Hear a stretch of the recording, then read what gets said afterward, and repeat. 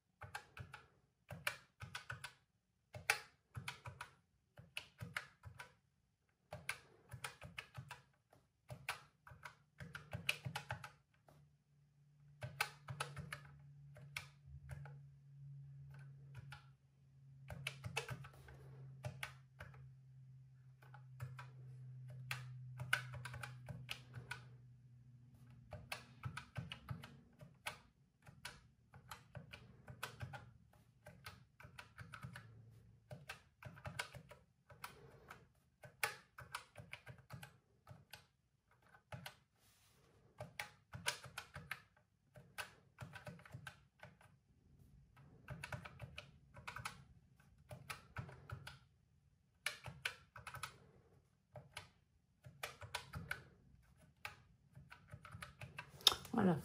Donc ça fait 2806. Donc on va dire 2810 pour les charges fixes. C'est quand même énorme. Ensuite, au niveau des charges variables, on va prévoir 110 € pour les couches, les lingettes et tout ça. La cantine mon fils. Donc la cantine mon fils, on va calculer, il reste... Donc je vais vous expliquer comment je calcule. Donc je prends... Voilà, je ferai un petit papier. Là, il reste 49,30 €. Ok, là c'est ce qui reste. Là, on est actuellement en vacances. Non, c'est pas ça. Je prends un échantillon. Ils reprennent... donc, ils reprennent ici le 3 mars l'école. Donc, il y a 1, 2, 3. Non, le mercredi, il n'y a pas. Donc, 1, 2, 3, 4 ans. 5, 6, 7, 8, 9, 10, 11, 12, 13, 14, 15, 16, 17. Allez, on va compter 17 jours, à peu près à 7 € le repas. Ça fait, ouf, c'est énorme. Donc 119 à ça, 119 pour le mois. À ça, j'enlève la cagnotte qui est déjà. Donc moins, allez, on va dire 50 €. Et ça fait 70 € à rajouter. Donc il y aura 70 € à mettre. Ensuite, au niveau, ça sera les épargnes. Et là, on va passer aux enveloppes. Donc, on va compter déjà combien de semaines on a au mois de mars. Donc, on aura sûrement le salaire ici. Jusque-là, ça fait semaine 1, semaine 2, semaine 3 et semaine 4. Donc, on part sur 4 semaines. Du coup, ça change rien. Hop, enveloppe. Ça change pas par rapport au mois dernier. Donc, on prévoit 200 € par semaine. Les ados, 100 € pour le mois. Extra, 220. Pharmacie, 50 €.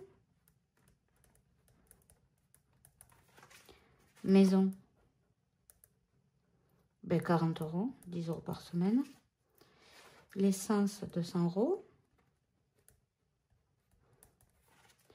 La vape, on va compter, allez, 70, on va augmenter un petit peu.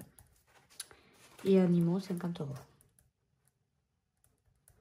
Donc là, on fait le total. Ça fait 900 plus 220, ça fait 1120. Plus 90, plus 270, plus 50. Ça fait total 1530. Du coup, il reste à mettre en épargne. On va faire les calculs. Donc, 4700, les entrées, moins les charges fixes, moins les charges variables, moins les enveloppes. Et voilà, je me suis trompée. Donc, on recommence. 4700 moins 2810 moins 110 moins 70 moins 1530, 180, en sachant que je suis allée me faire changer les lunettes puisque ma vue a changé. Ça fait 93 € par chèque. Moins 93. Il reste 87 € à épargner. Complicado. Donc, à épargner 87 €. Voilà. Donc, en sachant qu'en priorité, on va faire l'école. Et le reste, on ne pourra pas. Donc, on va mettre épargne, école, 80. Voilà. En sachant que s'il y a du plus ici, parce qu'ils doivent nous faire un rappel, ou ici, eh bien, on mettra dans les épargnes. À ce moment-là, je ferai une vidéo update. OK?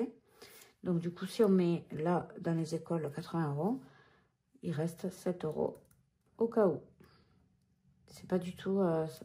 J'aime pas avoir une si petite somme parce que, par exemple, quand j'amène ma fille à la psy tous les 15 jours, je donne un chèque de 50 € qu'elle encaisse. Et elle me donne la facture et moi, il y a toujours un délai pour me faire rembourser. Donc, en début de mois, pardon, en début de mois, ça va toujours parce que je retire mon argent chaque semaine, pas en début de mois, mais en fin de mois, comme il s'est passé là, maintenant, ce mois-ci, là, il n'y a plus rien pour retirer pour faire la dernière semaine. Ça nous fout dedans, en fait.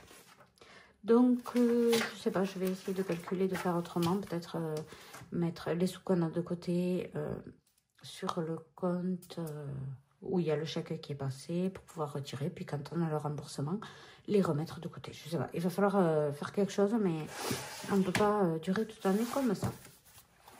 Donc, vous voyez, j'ai même pas fait le bilan semaine 3, j'étais malade. Et là, on n'a pas encore fini le mois. Pardon. Donc, on compte en charge fixe 2810 € au total. Hop. Je pense que je vais photocopier ça pour le coller ici, pour pas avoir à tout réécrire. Donc, on est au mois de mars. Je vais recopier au propre. Salaire, donc, on a dit MDPH prévu. On va mettre 1500. Salaire à mon mari, 1800. Je rectifierai à côté si ça change. 1400. Ça fait un total de 4700. Charge fixe 2810. Donc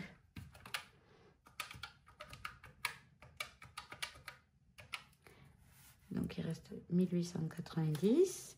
Donc dans les charges variables, on a les couches 110. La cantine pour mon fils 70. Ça fait qu'on a moins. Ça fait 180. 1710. Les enveloppes. Donc, on prévoit les courses. Bon, après, si c'est trop ric-rac, que j'arrive pas à mettre de côté pour les épargnes, ben, je verrai de baisser mes enveloppes à la semaine. Extra 220. Pharma 50. Maison 40. Essence 200. Vape 70. Et animaux 50. Oh, comment j'écris. Voilà, donc là, ça nous fait un total de 1530 et à épargner 87 €. Et en épargne, pour l'instant, on n'a que l'école, les écoles, 80 €. Donc, on va mettre ce que je dois retirer en rouge, donc pour la première semaine. Donc là, tout, puisque c'est au mois, là, 10 €. Là, rien, c'est en virtuel, là aussi, et là, c'est 50 €. Donc, ça fait 360, ça fait 410. 410 pour les enveloppes. On ajustera dès qu'on a le salaire pour les épargnes. Donc, le plus important, ça va être aussi EDF, enfin ELEC. Donc, je mets entre parenthèses 50 si on peut. Ensuite, ah oui, bois plus ramonage, c'est aussi essentiel. 60. Voiture, aussi c'est important. 50. Qu'est-ce qui est important? Les chiens, c'est pas très important parce qu'on a déjà un petit peu de côté. Et Amazon Prime. 10 €. Et ça serait bien si on pouvait mettre de côté aussi pour les 18 ans de mon fils. Évidemment, on lui fera une enveloppe. J'en ai déjà discuté avec lui. Mais le montant reste à définir. Donc là, février, mars, avril, mai, il reste 3 mois. Donc on pourrait mettre 300. Bon, on va mettre un IF 100. Voilà. Donc là, dans l'idéal, il nous faut 100, 270 de plus.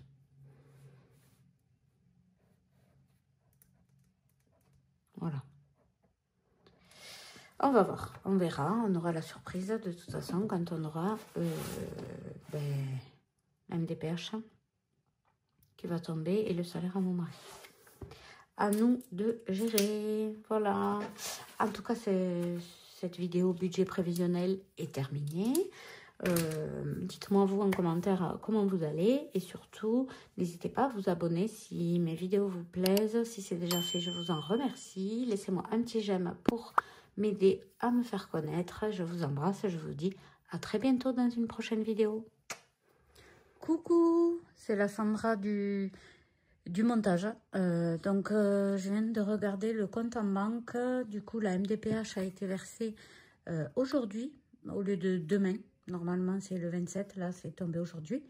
Donc, il y a eu le rappel. Donc, je me méfie toujours. Voilà le réel de ce qu'on a reçu ce mois-ci. Je vais quand même envoyer un mail histoire de d'être sûr de ne pas devoir de l'argent à la fin de l'année comme ils nous ont fait l'année dernière. En attendant, donc voilà la différence avec ce que j'avais prévu. Il y a 841,84 € en plus. Donc évidemment que ça sera plus facile pour budgéter ce que j'avais prévu là. Donc c'est bon, on va pouvoir. Plus même, je vais rajouter le permis de ma fille. Donc c'est moi qui tiens le téléphone, donc j'ai pas le trépied là, puisque je fais ça rapidement sur mon lit. Donc je vais rajouter pour le permis de ma fille. Voilà. Donc après avoir épargné tout ça, il restera... Alors attendez, moins 270, moins 100, 471. Donc évidemment que 471, 84, on va évidemment le laisser sur le compte parce que avec les frais qu'on a avancés des médecins, les frais qu'on a avancés de la psychologue qui seront remboursés plus tard, on va le garder sur le compte pour pas se faire avoir encore comme on s'est fait avoir le mois dernier. Voilà, je vous expliquerai tout ça dans la prochaine vidéo. Ce qui s'est passé, le pourquoi du comment, on n'a pas pu faire la dernière semaine. Donc non seulement je suis tombée malade, mais en plus, voilà, il y a eu des frais médicaux. Ma fille doit se faire opérer dans une clinique privée, donc on a eu des frais avancés. D'ailleurs, il y a des chèques qui ne sont pas encore passés, qui vont s'encaisser plus tard. Donc évidemment, on va le garder ça. Pour prévoir tous ces frais qui vont passer et il y a toujours un décalage avec les remboursements mutuels. Ça sera remboursé plus tard. Voilà. Je vous dis à bientôt.